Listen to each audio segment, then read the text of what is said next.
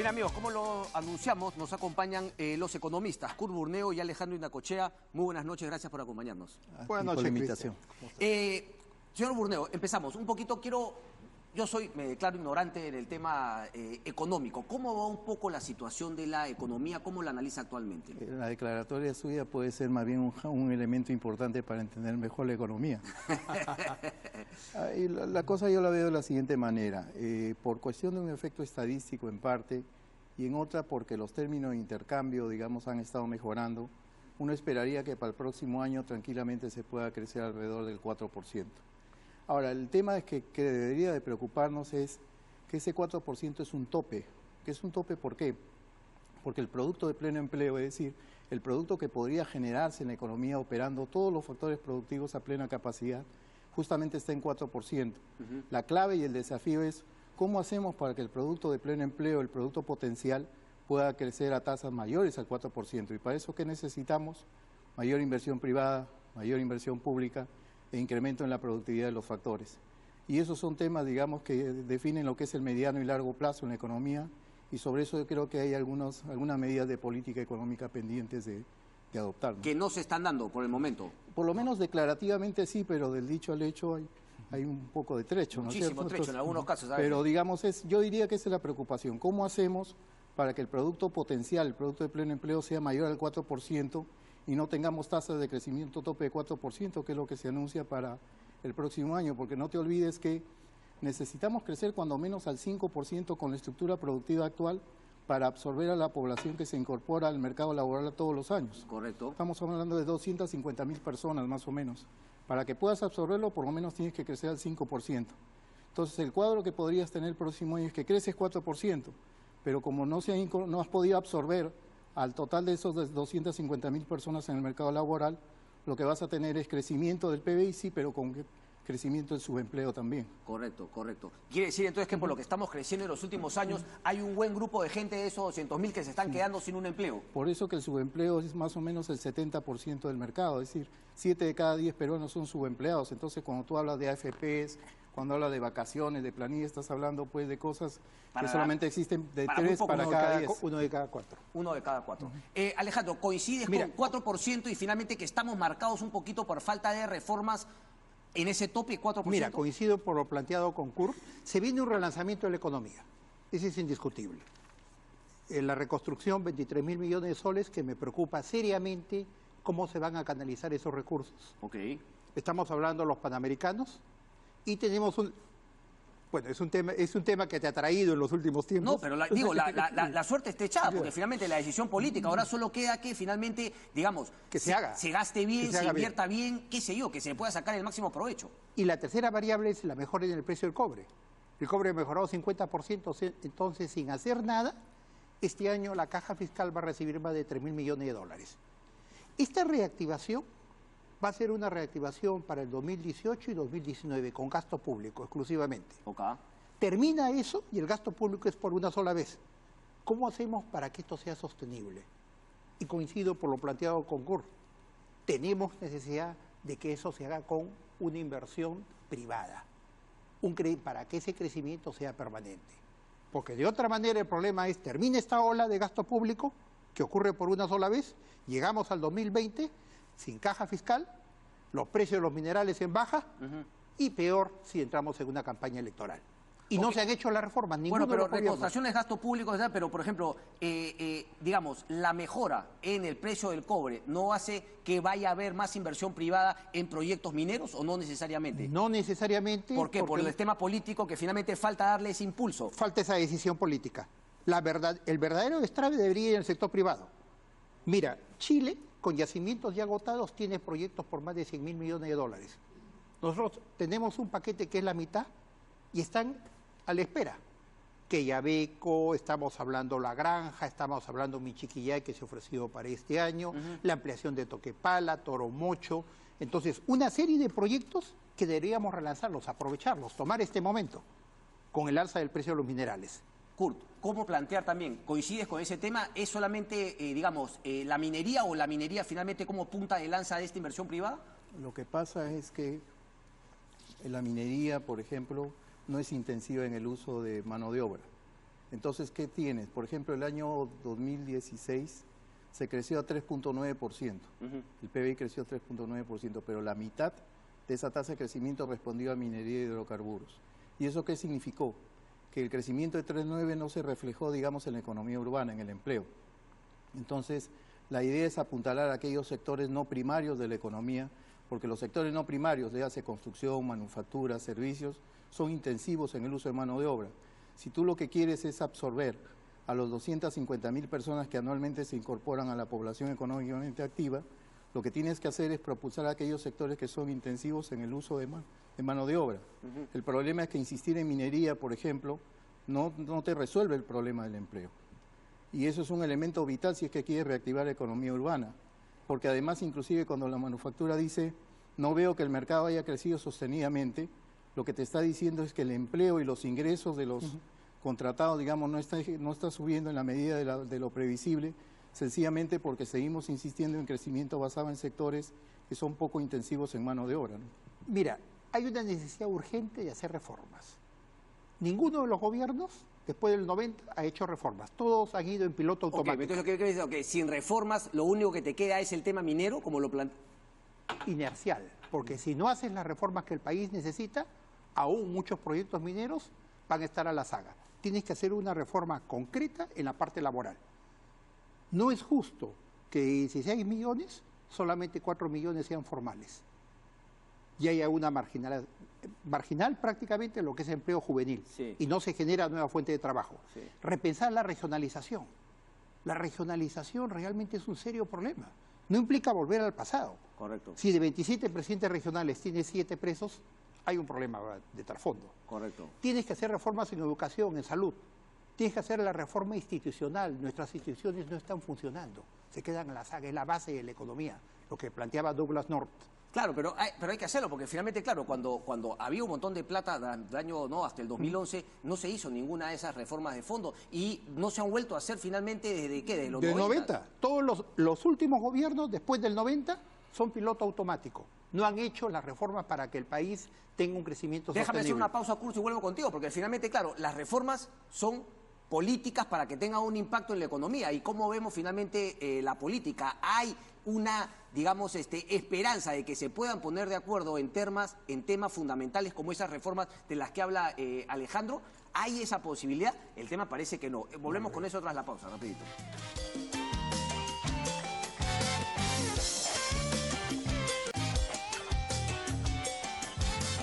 Bien, amigos, un tope de 4% justamente si es que no se hacen las reformas, las posibilidades hay. Hay, digamos, la esperanza de que se puedan hacer reformas, lo hablamos justamente durante la pausa. Kurt, ¿tú crees que, claro, las reformas se hacen en el primer año? Quiere decir entonces que vamos a seguir en esta dinámica hasta el 2021, no hay otra. La única posibilidad que tienes, digamos, y aún así raspando, es que se sostengan los procesos de inversión pública y privada sobre todo. La buena noticia es que los términos de intercambio al crecer en este año que terminamos, tiene un efecto positivo y direccionante sobre la inversión privada con un rezago de un año más o menos. Los términos de intercambio, para que la gente entienda, los precios de el poder de compra de las exportaciones en términos de las importaciones, Correcto. tu capacidad de compra como país. Entonces, ¿qué es lo que sucede? Las evaluaciones, por ejemplo, económicas en el Perú, señalan que hay una relación causal entre términos de intercambio e inversión privada con un rezago de más o menos un año. O sea, suben los términos de intercambio, sube la inversión privada. El tema es cómo sostienes el proceso. Porque claro, si la inversión privada crece, el stock de capital físico y humano del país también, pero la condición es que la inversión sea sostenida. Y para eso hay ciertas condiciones que tienen que darse. Una de ellas, por ejemplo, es el tema de competitividad.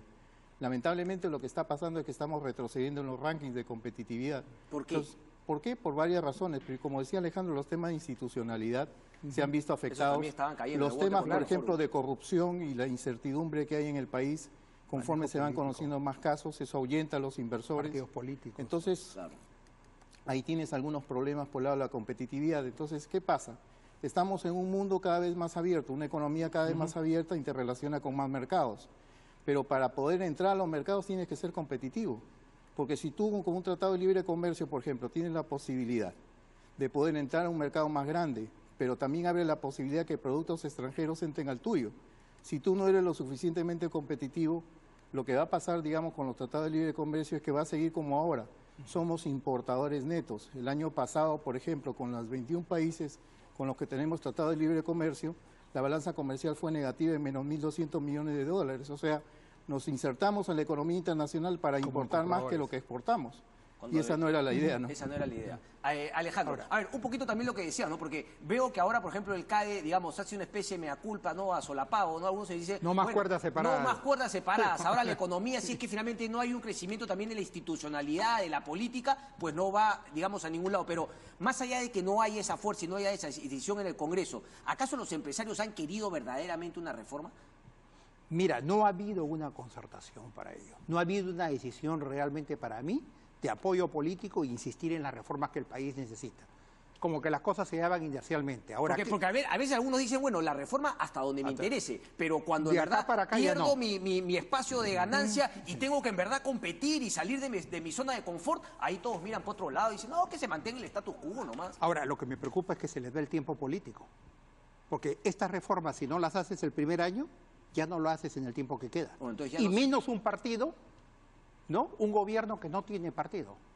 Un gobierno que no tiene ese apoyo político. Pero uno diría me preocupa eso. Pero uno diría son 4 años que Fuerza Popular, que se supone que el fujimorismo que hizo esas reformas, finalmente ellos ya rompieron, digamos, con esas medidas, esas reformas de primer piso, como algunos les llaman, y se han vuelto más populistas. Es el antifujimorismo. Observa, son políticas contrarias. Fujimori hizo la privatización. Ellos plantean que Petroperú explote los lotes de la Amazonía petroleros. Fujimori eliminó la cédula viva. Ahora restauran ellos cédula viva. Okay. Entonces, observa, mira, qué curioso. Reformas de fondo no van a haber, por eso tú dices que por lo menos haga un paseo por el Perú y saque adelante los proyectos mineros, porque eso sí te puede dar un aire. Mira, con eso sería un avance. ¿Ya? Porque realmente lo que estamos haciendo es en piloto automático, algo protocolar, manejo de la coyuntura, sin tener una estrategia en claro qué es lo que queremos, a dónde queremos llegar en el bicentenario. Y si no se hacen reformas de fondo, esto no va a ser sostenible. Correcto. Quiero que me cuentes un poco, Kurt, ¿no? Digamos, ¿qué te parece esta decisión justamente, como la cédula viva, lo que le has planteado, este tema de volver a estas pensiones para militares y policías que se ha aprobado en el Congreso por insistencia, ¿no? Porque el Ejecutivo lo observó y que ahora dice incluso el Ejecutivo va a llegar hasta el tribunal? Partamos de la idea de que finalmente el tribunal le da la razón y el tema se queda. ¿Cuál va a ser el impacto en la economía? Lo que pasa es que esto es solamente una de las muestras de descoordinaciones que hay o de oposiciones que existe. Todo esto es observado por los inversores. Si uno no se pone en los zapatos de los inversores y ves un país donde los conflictos entre los poderes del Estado no es la excepción, sino la regla, por ejemplo, te provocaría invertir. Es un tema también de saber hacer las cosas de manera distinta. Por ejemplo, hace un ratito hablabas tú de la CADE y su lema. La sensación que yo tengo, digamos, es que independientemente de que por lo general yo concurro a esos espacios, tiene que actualizar las cosas, tiene que hacer un nuevo modo, digamos, de cómo interrelacionar a los empresarios con la sociedad civil en general. Si no, la sensación que me da, por ejemplo, este tema de discusión de los lemas, es como, por ejemplo, lo que pasó en su momento con la Feria del Hogar, con Trampolín a la Fama, ¿no es cierto? O el Motor Show, para no ir tan lejos. Si tú insistes en la misma forma de hacer las cosas, si no las modernizas, no las actualizas, simplemente quedas anquilosado en el pasado. Entonces yo creo que así como lo que estamos comentando ahorita, por el lado gubernamental creo yo que la única posibilidad que existe para poder superar, digamos, que el crecimiento del producto potencial sea mayor al 4%, tiene evidentemente que haber sostenibilidad por el lado de la inversión privada y la inversión pública, que son complementarias. Okay. La inversión pública abre la trocha para la inversión privada. Lo pongo como un ejemplo. Si tú a través de un proyecto de inversión pública construyes un camino, integras a los agricultores que están a la vera del camino a los mercados. Ellos pueden convertirse en sujetos de crédito por parte de la inversión privada o sujetos de inversión para esos fines. Claro. O sea, hay complementariedad, pero para eso tiene que haber sostenibilidad y la sostenibilidad responde en la parte fiscal, porque hay proyectos de inversión pública en la medida en que tenga recursos para poder aplicarlos, por ejemplo. Correcto. Y para eso el tema de la recaudación tributaria es clave. Si tú comparas la presión tributaria ahora, estamos más o menos en casi 13%. Hace 3 o 4 años la presión tributaria estaba en 17%. Entonces la discusión es, con el 13% vamos a ser capaz de ofrecer en cantidad y calidad los servicios que el Estado debe de hacer o de desarrollar o de financiar la inversión pública indispensable, por ejemplo, para fines de los gastos de reconstrucción, Esos son temas que significan mirar el mediano y largo plazo, no es Pero solamente me cuestión gustó del año. esa frase que me dijiste ahora hoy contigo, Alejandro, pero esa frase que nos dijo Kurt durante la pausa, ¿no? Que claro, es como que este gobierno, digamos, es como digamos, la política Reactivo. del taxista hoy por hoy. O sea, Reactivo. al día, vive al día y no ve más allá de llegar justamente al día con la gasolina para comer y mañana es el otro día. Hay un vacío de futuro también, ¿eh? No solo el gobierno. Yo diría que, como autocrítica, el gobierno, los políticos, los empresarios, los académicos, queremos mirar la coyuntura, el momento, no queremos mirar mediano a largo plazo. ¿A dónde vamos a llegar al bicentenario? Simplemente lo que viene ahorita, mejor en precio de minerales, el programa de reconstrucción, lo que implican los panamericanos, Sí. y ok, la pasamos bien los próximos 2 años. Pero eso lo repite una y otra vez el mismo gobierno, ¿no? Dice, Pero- esto es lo que hay, esto es lo que Pero viene. Y mira, no hay una clase, Como si fuese una y buena no hay una noticia. clase política que mire más allá, digamos, del corto plazo, ¿no? A mí me asusta tremendamente que los proyectos se aprueben sin un análisis beneficio-costo. A ver, Kurt, ¿tú crees que más allá del Ejecutivo pudiese creer, o sea, tienes la esperanza que pudiese partir del propio Congreso, es decir, de Fuerza Popular, esas reformas de Mira, fondo? yo conozco a varias de las personas que están ahora en funciones gubernamentales, sobre todo en la parte del sector economía. Ellos sí identifican las cosas, pero obviamente lo que hay que ver son las condiciones para que puedan resolverse los problemas que estamos describiendo aquí. La pregunta es, así como por ejemplo cuando la selección se clasifica y todos estamos aunados en una sola idea, por ejemplo, ¿no es cierto? ¿Por qué no puede suceder eso a nivel del poder ejecutivo y del poder legislativo? Si obviamente el pisarse las mangueras entre los bomberos significa, digamos, un mal para todos. O sea, yo creo que la fuerza de la necesidad, por lo menos la esperanza es lo último que se pierde, va a ser que en algún momento la gente del Congreso reflexione que es un mal negocio para ellos mismos si pretenden ser gobierno, Eso. que este gobierno fracase. Eso es fundamental. Más aún, la estrategia del gobierno debió plantearse en la siguiente forma. Mire, acá vamos a perder los dos, no va a haber ganador. Claro. ¿Por qué? Porque va a ser tan fuerte rechazo a la clase política que vamos a exponer al país para una situación radical en el 1921, en la época del Bicentenario. Correcto. Cuando lleguemos al 2021 nos vamos a encontrar con una situación polarizada, extrema. Ahora, ¿qué cosa es lo que a mí me preocupa? Me preocupa concretamente el tema de la reconstrucción. No tenemos una estrategia clara. Perdón, antes de que Hay entres una a la presión. reconstrucción, yo quería que culmines, porque le había preguntado a Kurt, pero el punto respecto de lo que va a significar este tema de los militares y los policías, Mira. ¿qué impacto va a tener en la Mira, economía? primero mi reconocimiento a las Fuerzas Armadas. Ok. Mi padre era militar, tengo familia militar, pero esto es al margen de ello. Acá, ¿qué sucede? Se ha planteado un sistema de cédula viva. ¿Qué significa cédula viva? Significa un reajuste automático, histórico, independiente de lo que tú has aportado. Primero, este dispositivo es anticonstitucional. ¿Por qué? Porque los congresistas nos juramentaron con la Constitución. Correcto. Y la Constitución, el artículo 79, No hay señala capacidad. claramente que ellos no deben tener iniciativa de gasto. Iniciativas. Abiertamente lo están violando y nos están anunciando. Porque si no, si lo hicieran sin darse cuenta, una ok. vuelta de tuerca, pues, una vuelta de Ya. tuerca le ha encontrado Luis Galarreta. No me acuerdo exactamente cuál es el planteamiento. Dice Ahora que que- está simplemente volviendo a un tema que ya se había planteado No, antes. dice que se beneficia a 100.000 personas, pero entonces, ¿por qué no se hace extensivo a todos? Porque además es un sistema inequitativo. Yo estoy de acuerdo con que tenemos que reconocer salarios Ok, acorde pero con las fuerzas armadas. Más allá de la Sostenibilidad. inconstitucionalidad o no, el impacto en la economía El sería impacto muy de la fuerte. economía va a ser 0.2. Estamos hablando de lo siguiente, mira. Si esto tú lo proyectas, ¿cuánto va a implicar pagar a futuro con las personas que se van a jubilar? Que a los 15 años ya te puedes jubilar. Ya. Solamente das aporte del 6%.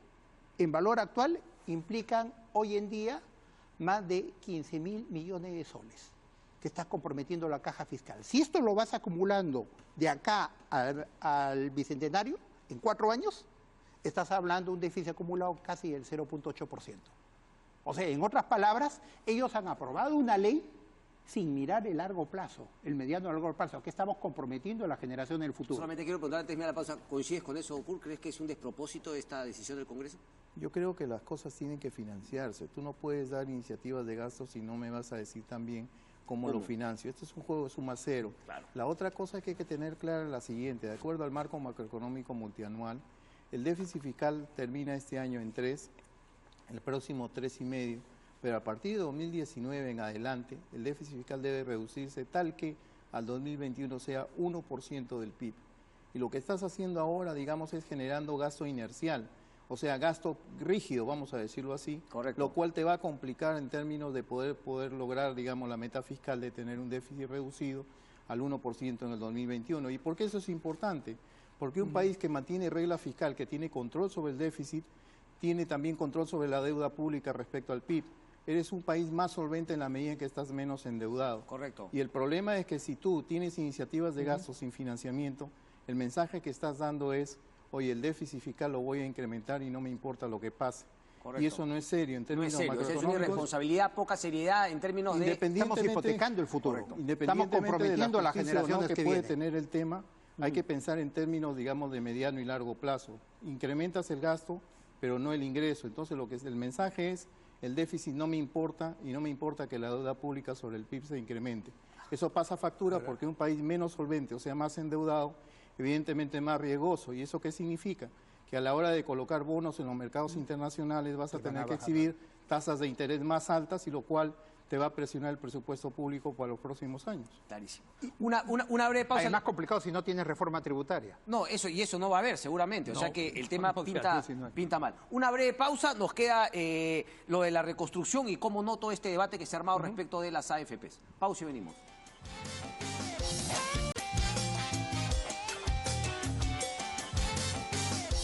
El tiempo nos gana.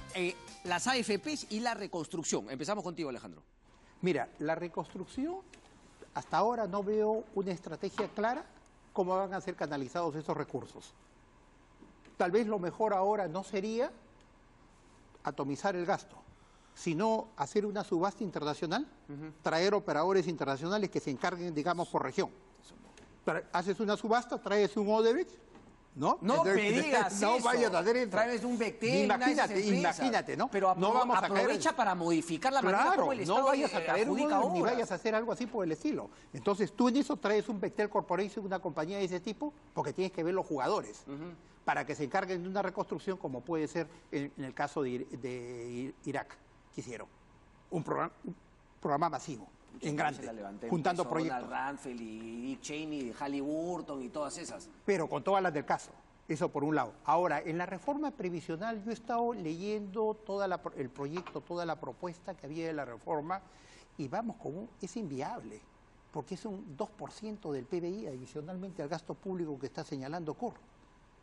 Inviable entonces lo que planteó No lo veo, es comisión. muy teórica, muy etérea plantear. Si bien hay cambios que hacer, tienes que agregar competitividad al sistema, tienes que unificar los sistemas porque tienes por un lado la ONP, tienes por otro lado el sistema privado de pensiones, las AFPs, ¿ya? Tienes pensión 65 Sí. y ahora tienes una pensión militar con cédula viva, Sí. con lo cual has complicado el panorama. Tienes que dar una pensión mínima, digamos, jubilatoria, que pueda haber al final, y incentivar el sistema de competencia, pero no concentrarlo en un sistema estatal. Entonces, ahí todavía hay una agenda larga que discutir, pero la mayor limitante la veo es que está planteado a nivel de gasto público de un 2% del PBI, una reforma que es bastante lejana de lo que es viable, ¿no? Mira, comienzo por el tema previsional. Yo quisiera hacer hincapié en algo. Aquí estamos hablando de la realidad de 3 de cada 10 trabajadores en el Perú. Nuevamente. Entonces, pongámonos a pensar, 7 de cada 10 trabajadores no cotizan a ningún sistema previsional. La pregunta que se cae de madura es, ¿y qué va a pasar cuando estas personas lleguen a ser adultos mayores? Si no han cotizado a ningún sistema previsional, ¿de qué van a vivir? ¿De la caridad? ¿De los familiares? Pensión 65 quizás, pero eso es entrar a los bolsillos otra vez de nosotros los contribuyentes. Sí. O sea, no estamos yendo al problema real que atraviesa la mayor cantidad de peruanos, estamos hablando de una élite donde podríamos estar algunos de nosotros. La otra cosa es, en cuanto al sistema privado de pensiones, está claro, por ejemplo, que los incentivos están desalineados, porque el fondo previsional gane o pierda, de todas maneras la AFP que lo administra gana una comisión. La pregunta es, ¿cuál es el incentivo que tiene la AFP, por ejemplo, para poder maximizar el rendimiento de los fondos que administra? Te pueden decir, no, pero tenemos un encaje, pero el encaje es mínimo, pues. Otra vez, ¿cómo alineamos los incentivos? Que se cobre en función de la rentabilidad. Pues. Eso, pues. Esa sería, o sea, si gana tu fondo... ¿Por qué no se plantearon esas cosas en su momento? Claro, ese es un punto importante. Si gana tu fondo, Ganas evidentemente cobra tu comisión. Correcto. Pero si no es así, perdemos ambos. Ahora, el tema es mucho más complejo porque evidentemente esto está integrado con una reforma laboral. Estamos hablando de 16 millones, solamente 4 millones. Nuevamente están ese en el tema, sistema. Curno, claro, si es que finalmente no haces esas grandes reformas, siempre vamos a estar hablando de un pequeño grupo. Y la otra cosa real es que salarios bajos, pensiones bajas. Claro. La parte de los sistemas previsionales, digamos, sean públicos o privados, no son la varita mágica.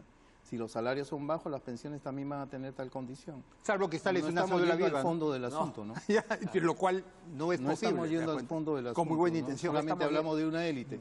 La pregunta que deben de hacerse, por ejemplo, los que están involucrados en esto es, ¿y qué le decimos, digamos, a 7 de cada 10 trabajadores que para esto es marciano? Simplemente no existe, porque son informales. Y Al la empleo pregunta sigue juvenil. siendo cómo metemos a esos 7, ¿no?, de los 10 que están quedando fuera. Pero lo que Ahora, hay un pasa- problema serio con el empleo juvenil, ¿no?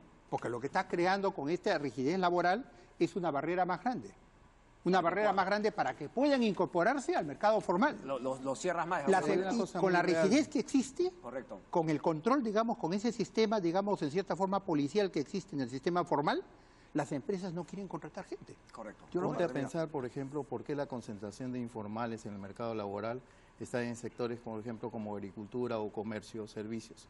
Porque la productividad de cada uno de ellos es muy baja. Claro. Y obviamente, aquellos sectores donde la productividad es mucho más alta, como el caso de minería o manufactura, es donde tienes el mayor porcentaje de trabajadores en planilla.